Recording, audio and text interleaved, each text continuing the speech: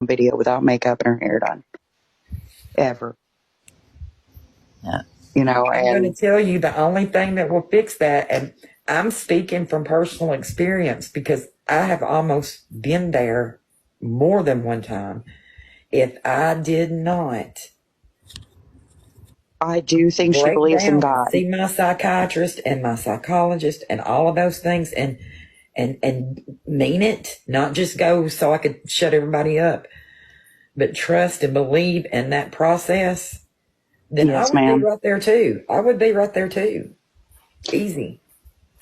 Yeah, I do think she believes in God, but she's not following what she was taught, you know? So it's, she wouldn't be doing anything she's doing if, she was trying to live like What she did was that brought up, say? In your you know? opinion, that's part of her act, though. She needs to look run down. And see, that's what we're talking about last night. That's the sad part, is I can tell you from somebody that suffers with mental illness that look is a real thing. But I can also see she acts, so you don't know what's what. She didn't have to look run down to get help from anybody before. Not one bit.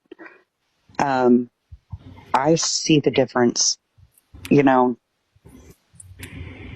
there's more going on. I can't. You can look in her eyes and see the difference just from, and me never seeing her in person, but from past videos to now. Even from a year ago, like I spent a lot of time with her, like on TikTok, but also off TikTok on video calls and group chats, phone calls and text messaging, and I can see a vast, honestly, in my honest opinion, I have noticed a vast decline in whom used to be one of my very close friends' mental health over the past year. It's been a decline, and it's getting to, like, again, I used to work as a journalist for mental health issues, and I studied it in in university for a little while too. But I'm not here to, like, I'm not trained to diagnose people or anything, and that's not what I'm trying to do. I just mean, like, I've seen a decline. Right. And religion, it's not uncommon for a variety of mental health issues to also include grand religious kind of talks and speeches. I don't know how to more politely say it, but, like, it's not uncommon sometimes for people to develop a kind of fixation with something just because somebody's saying, like, just because she could still be using that as an angle if that's what you're all asking in the comments, but that doesn't mean she doesn't actually fundamentally believe in God. But that could be also exacerbated by a mental health condition, is also what I'm saying. Right. Not that people that believe in religion are mentally ill. That's not what I'm trying to say. I hope it didn't come off like that. Just sometimes people who are mentally ill can be triggered into what's called, like, a spiritual psychosis. And it could be any religion, any spirituality. It also happens a lot with substance abuse. Yes. As far as the mental health aspect of that goes. And so mental health is a huge issue that needs addressed more with a lot of people. I wish there were more advocates out there for mental health and more programs and more access to services for mental health. We struggled a lot with that going through the VA with my spouse with his TBI. We had a lot of issues when he came back, and it's like pulling teeth with the VA down here to get help with mental health. They just want to shove pills at you. He didn't just need pills, he needed help. Right. And I see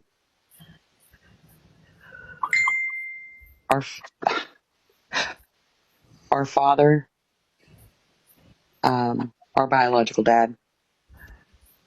I wonder sometimes if some of his stuff isn't genetic, Mm-hmm. My father, he's undiagnosed, but he has some serious mental health issues. That's what he was telling me. Yeah. He, God, got mad at me for painting my sisters with clear nail polish. Didn't trust me, but I was trying to exploit them. You know, he's has some serious issues. And, you know, me and Joe talked about that too. You know, I wonder if maybe she didn't inherit some of Dad's issues, you know. Do you mind if it's hard to get... Sorry. Go ahead. Oh, go ahead. Sorry, I just wanted to ask you, so have you and Joe remained close throughout the years? We have. That's good. And so, yeah, me and him are super close. So they're actually, we're trying to plan a trip here soon, actually, for them to all come and see me. I live in Georgia. He's living in Texas. We're a little far away. Both of us have very large households. He's got like 5 kids, and I have 4 kids and Uncle Carl.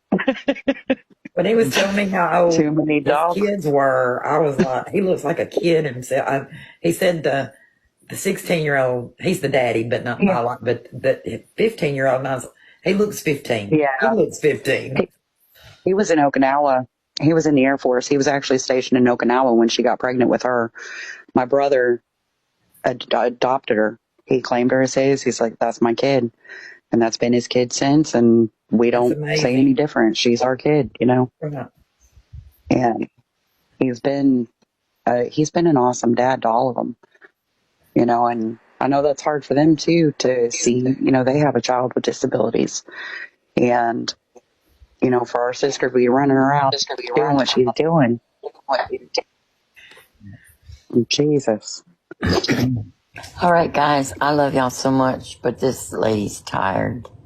Go get you some rest, Sarah. My 24 hours is kicking my butt. You go get you It was some nice rest. to meet you, Miss Sarah. It was nice to meet you, sweetie. Anytime you need me, just give me a ring. Joe has my phone number, too.